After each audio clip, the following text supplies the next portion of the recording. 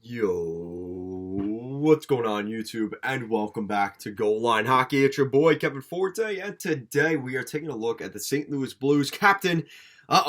Potentially on the trade block. We're going to take a look at that today and potentially where he could end up. And of course, the Toronto Maple Leafs enter the building, enter the conversation, enter the group chat, whatever you want to say. And of course, we'll get into that as well. So without further ado, Pierre LeBrun came out with a little bit of a spicy rumor last week that had people in an uproar about the potential of Ryan O'Reilly heading to Ontario. And the report is, a few teams expect the Blues to listen on Ryan O'Reilly in the new year. Maple Leafs have talked about him internally. Kind of interesting there. So kind of shooting their shot at Ryan O'Reilly in a sense. And that's really all we've heard. And obviously that blew up because it's a big name. Ryan O'Reilly is not just some Joe Schmo hockey player. He's a very good player.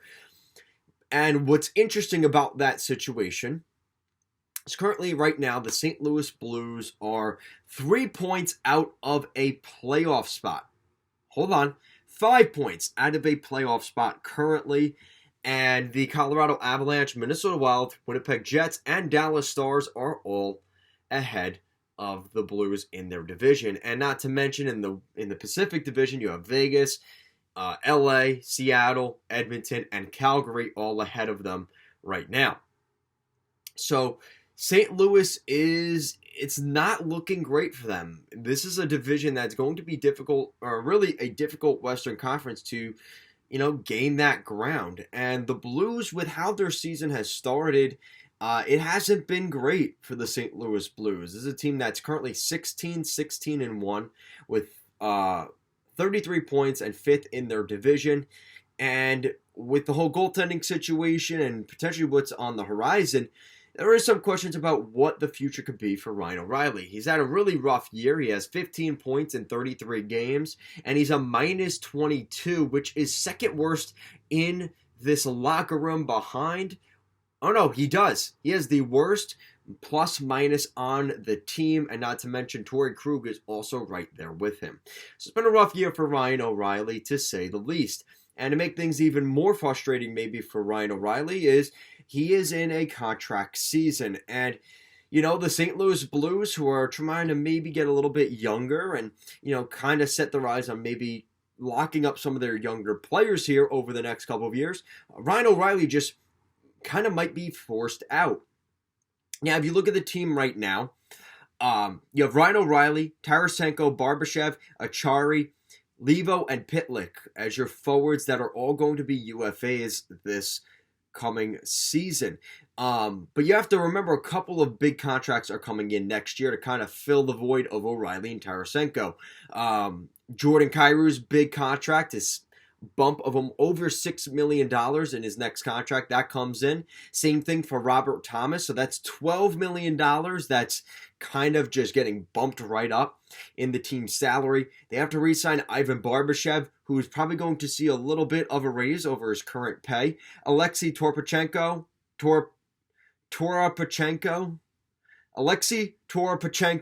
pretty sure that's how you say it, is coming off of his entry-level contract. So that's another guy that has to be re-signed, as well as Nico Mikkola, who is on the blue line, and I would expect them to keep him.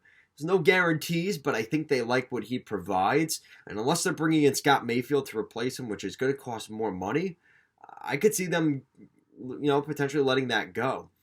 Scott Perunovich is also there. So this is kind of an interesting situation for the Blues, because you're looking at a time where this team is going to get a lot younger here over the next couple of years. You look at some of their prospects, they have some pretty good prospects.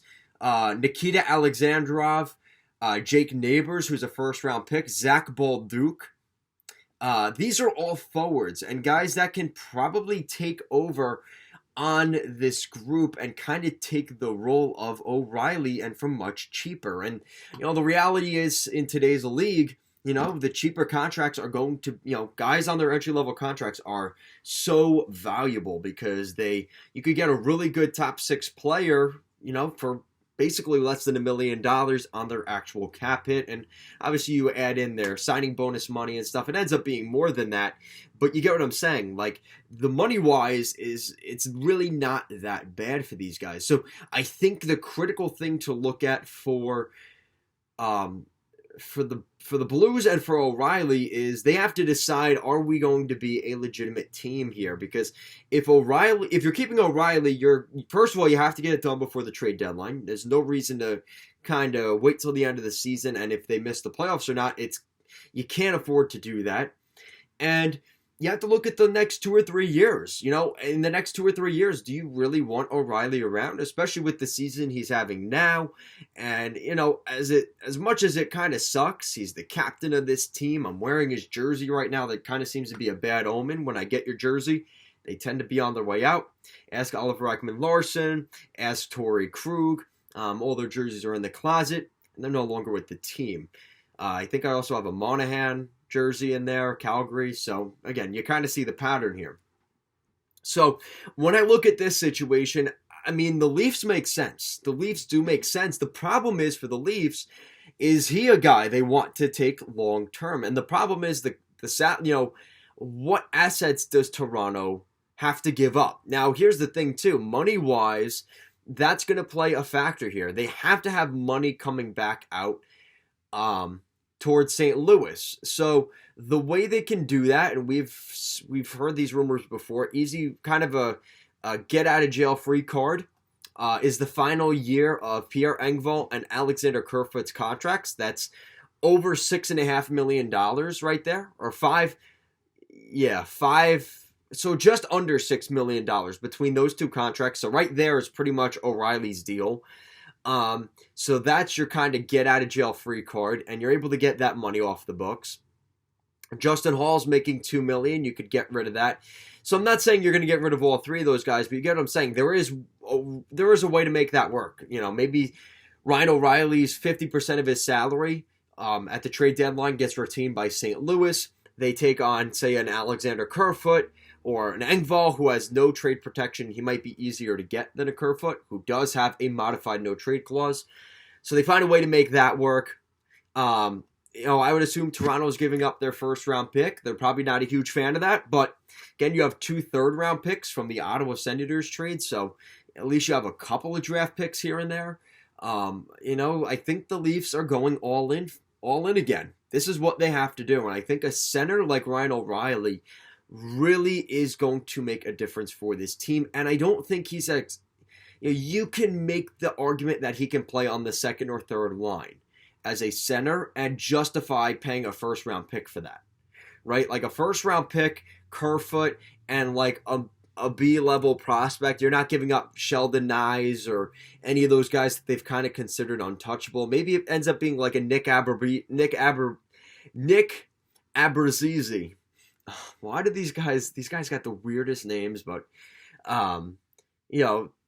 that's kind of what I'm looking at. If you could find a package of like a first round pick, Nick Abruzzese, and one of Kerfoot and Engvall, I think that's a pretty good trade, and I think that's something that St. Louis would be willing to do because they get the somewhat prospect in Abruzzese, and they also get the first round pick, which is really the key thing. And instead of losing O'Reilly for nothing next summer, you didn't get necessarily a ton for O'Reilly, considering how much value he had back in 2019. But again, it's been, the clock's ticking. It's been, as of a couple weeks from now, or not even a week from today, it's going to be 2023. It's been 4 years since Ryan O'Reilly was at that peak level when he won the Cup for the St. Louis Blues. So I think if you can get those assets, I think that's a pretty good trade, honestly. I think that there is something to be said for that. But let me know what you guys think down below. Leaf fans, Blues fans, leave some mock trades for Ryan O'Reilly, not even to the Leafs. Maybe open things up a little bit. Could he end up going to a team like the Pittsburgh Penguins? Could he potentially go to another team? Let me know your guys' thoughts. Leave some mock trades down below. Thank you so much for watching, and I will see you guys again next time.